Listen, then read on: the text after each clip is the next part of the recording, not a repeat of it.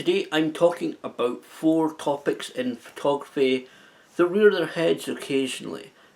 These come up in discussions every so often, and I want to give my opinion on them. Chimping. Chimping is repeating the pattern of taking a photograph, reviewing it, taking another photograph, reviewing it, and so on.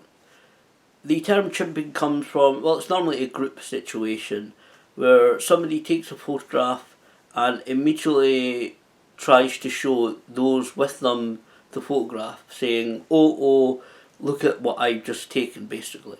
And that kind of sounds like a monkey. So it's a reference to the animal kingdom before anybody thinks it's anything other, it's anything racial or whatever. It's directly to the primates in the animal kingdom. Chimping, to me, I don't think it's, or reviewing your photographs, if you prefer that term. I think that overall it's not a bad thing. I think especially if you're away on holiday to a far-flung place, if you're far from home, or if you're even just having a leisurely day in your local area, and I've talked about that before, and I often do that, go out in the streets and areas of Dundee, Scotland, where I live, and take photographs. I think occasionally, at least, looking at your photographs, analysing them, making sure that they look okay, that they're not overexposed or they're not out of focus, I think is actually sensible. I think it's common sense to occasionally check what the photograph looks like and comparing it to the settings that you're using and seeing whether that is what you want, that image is what you want or not. I think you have to be kind of cool, calm and collected about it. I think doing that chimping of taking a photograph and immediately trying to show people is a bit absurd. That is crossing the line. There's lots of ways, things like social media, whether it be Facebook, Twitter, Instagram, YouTube, lots of ways that you can share the photograph that you've taken if you're really happy with it. So there's lots of different ways, but I think if you're checking them occasionally and analysing and looking at what settings that you're using and seeing how that compares to what you're wanting in the photograph, I think it's a very sensible thing to do. I would say in an action environment it's quite difficult because and I mucked up on this past Saturday. A lot of my photographs are really not usable because I tried to change the settings and just got it completely wrong. Unfortunately, it looked terrible, high ISO. I think it's partly to do with flickering lights maybe as well, looking at them.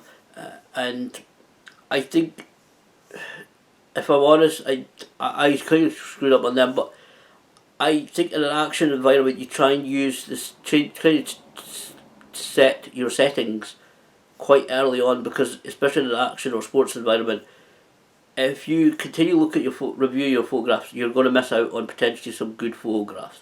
If you have your settings right, obviously there's different ways around it, which I'll talk about shortly. But I think occasionally, be calm. Like I said, have some common sense about when and how often you check your settings, and check the images that you're taking in regards to those settings when you're doing photography, because you don't need to do every single photograph or every single 2 seconds of every couple of photographs or that. I think it's very sensible to check it occasionally, make sure you're getting what you want and they're not all out of focus or something. Especially again if you're leisurely, out and about, or some far-flung place that you may not get to again or not for quite some time. Check what you're taking, but I think it's be cool about it. I said, really instantly rushing to show people your photographs. Also, I said it's absurd, and there's no need to it with all the social media presence that there are, all the websites there are nowadays. You can take photographs, you can share them pretty instantly within a really short time of getting home or getting to wherever you're staying, if you have the capabilities there. Auto mode is the next topic I want to discuss. If you look through YouTube and search auto mode photography, there are a lot of photographers who will tell you to get out of using auto mode as soon as possible. My opinion on this is really basically very simple. Auto mode is extremely helpful if you are learning a new camera system or learning photography in general. People talk about like the exposure triangle of ISO, shutter speed, and aperture. Now, if you're using auto mode, you can, especially when you're new to photography, you can get to learn what's going on, but by setting your camera to auto mode, because every photography, I mean point and shoot cameras have auto mode on them obviously, you can take photographs using your camera, and then again, just like reviewing your photographs, you can take a look and see, you can analyse what settings the camera has chosen, and you can look at what's right and what's wrong. I think it's a great way to learn photography, learn how about adjusting your settings. And I have to admit, I often use auto ISO. It's something perhaps I need to get out of using. I've got a lot to learn. I never claimed in this video, past videos or future videos to be a genius photographer. There are people way better than me. People do a lot better stuff than me. But auto mode is great for me to learn photography or learning your camera and analysing the capabilities of your camera. I think for auto mode, use it until you start feeling it's becoming a little bit of either a stumbling block or something that is kind of holding you back. You know, when you kind of really start your skills or your abilities start getting to the point where, you know what, I think I know how to set the camera up for a particular scene, then get out of using it. I would say certainly, and this is my opinion, because there's so many different settings on modern day cameras. I was looking through my A7 III last night, and there's different effects, like only like making the picture black and white, but only retaining say only retaining red or green, or I think it was blue, or a couple of colours. There's so many, or fisheye lenses, fisheye kind of effect on some of the cameras, and some different sepia tones or different effects that you can have on modern cameras. I would say the next step from auto mode is just simply to go manual exposure mode, and then adjust the settings as you go to get the different photos that you want, and before you even start playing around with any, or if you want to go playing around with any settings, other settings, colour settings on your camera. I think that's the next step. Go from auto mode to manual exposure, and then you can explore the other options. But auto mode is great until you become confident that you can handle that exposure triangle of ISO, aperture, and shutter speed. The third topic that I want to talk about, this is something that's not really anymore, but a few years ago it was very surprising to me how divisive JPEG versus RAW is. It's amazing how divisive this is. JPEG and RAW are the two formats of which that an image can be taken in. Both have the pros and cons. For JPEG, it's an instant photograph.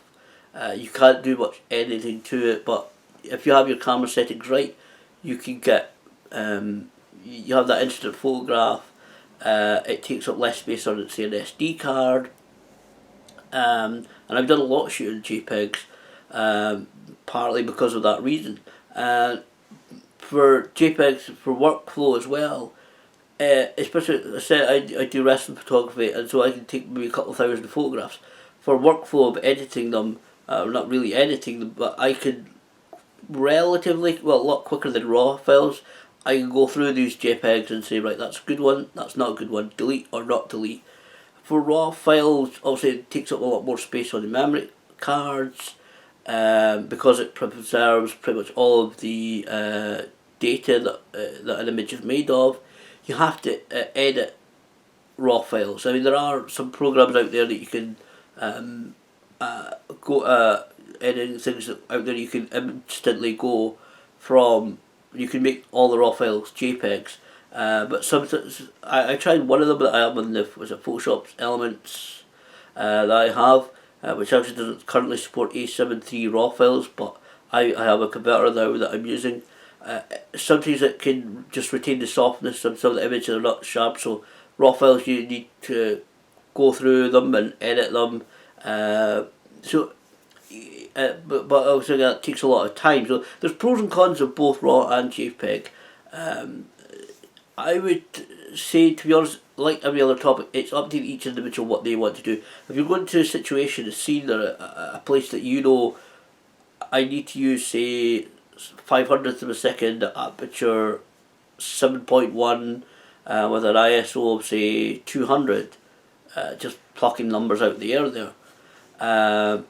Then go ahead and use them, and if you want to, just use JPEGs. But it's each individual of how you feel capable. If you want instant photographs, just use JPEGs. Obviously, a lot of modern cameras like the A7 III, some of them now have dual memory card slots, so you can put the JPEGs on one memory card and the RAW files on the other. So if you look at the JPEG files and think, no, all of the settings I got were absolutely correct, they look exactly how I want them to, then you can go ahead and delete the RAW files. If they're not how you want, then you can go into the RAW files and hopefully edit them, be able to edit them into the way that they are. So it's up to each individual. And again, RAW files are also great. I'm getting to learn cameras. Again, I'm going to have to kind of go more explore RAW files again, because I have a converter for the RAW files, the A7 III. So to convert them to DNG, so I'm going to have to try and go in and try and start really learning RAW file, shooting RAW, because I'm going to have to do it for the next couple of shows, shoot RAW, because of the lighting and the situation of the lens I have. It's not going to be the greatest, I don't think, when it comes to lighting, but certainly there's great benefits or pros and cons to both of them. It's just amazing sometimes how divisive JPEG and RAW is. When you suggest to photographers, do you use JPEG or do you use RAW? Sometimes some of them can be very dismissive towards JPEGs. And again, it's up to each individual person how you feel capable, as you feel, the skill level that you're at. Again, I'm not claiming to be the greatest at all. There are people far better than me. Possibly some people are worse than me, because I think if I have the settings right, I tend to get some good, decent wrestling photographs. And I have been using burst mode quite a bit lately, the last couple of shows, and that's something I want to talk about in a future video.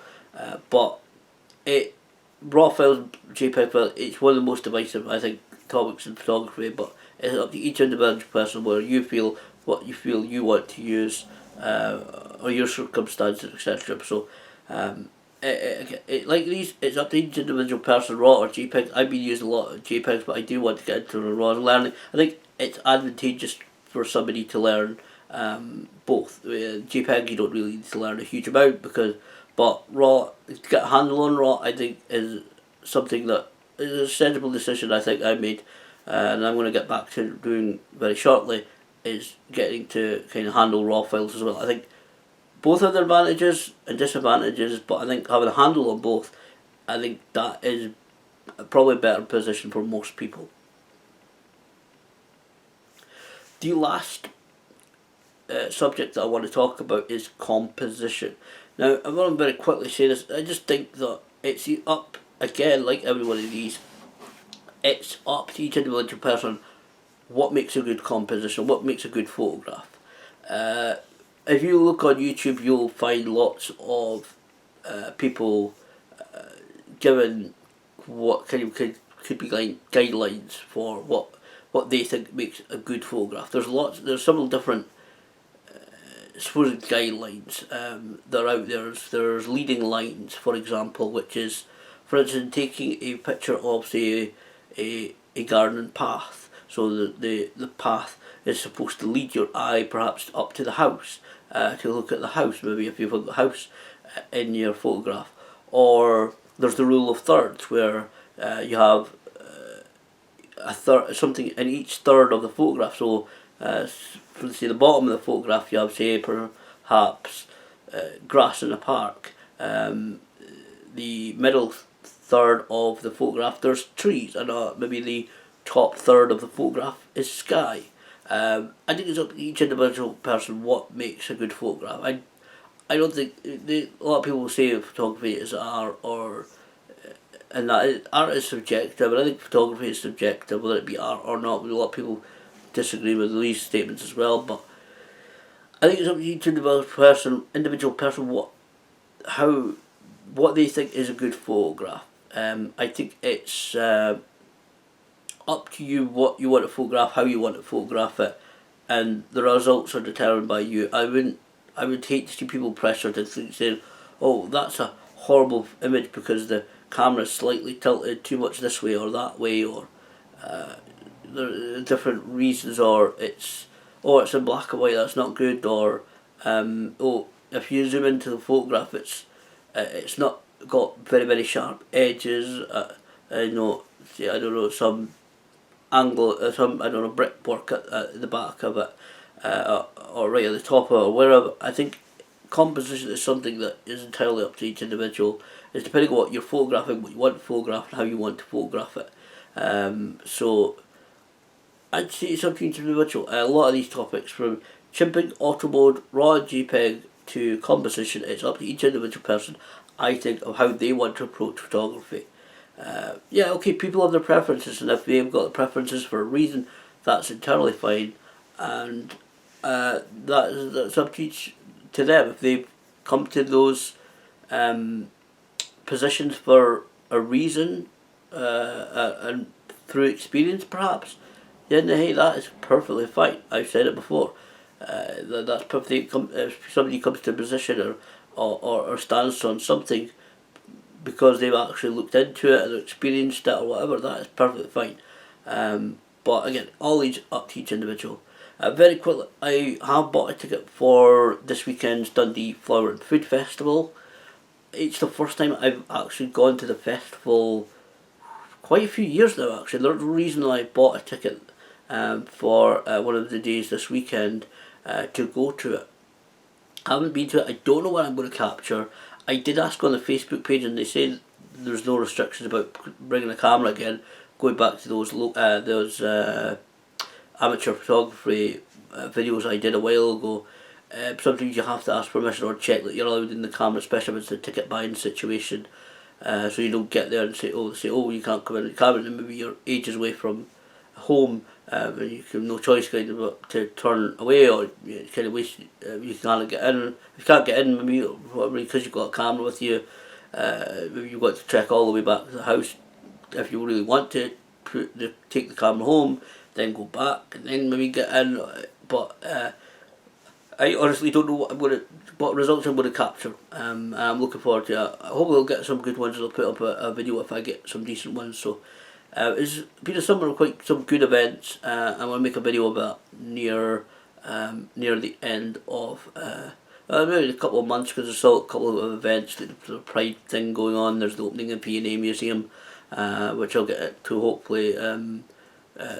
It's not open for another couple of weeks, nearly 3 weeks or something. So lots of stuff going on in Dundee, and I'm going to tell the story of that in a future video. But I'm actually really enjoying this summer. Lots of events going on. I think it's been quite a good summer, and I'll tell the story further down the line.